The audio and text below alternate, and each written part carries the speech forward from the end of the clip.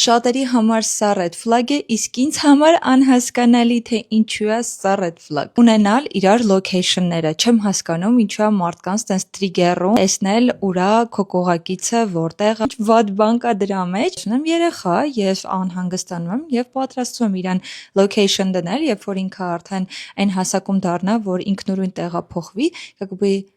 ինչ վատ բան կա դրա մեջ։ Եթե նույն բանը դու անում ես քո կողակցի համար, երբ որ դու անհանգստանում ես, դու կարող ես նայել ժողովուրդը, դա ես իմ կողակցի հեռախոսը չեմ կարող վերցնեմ։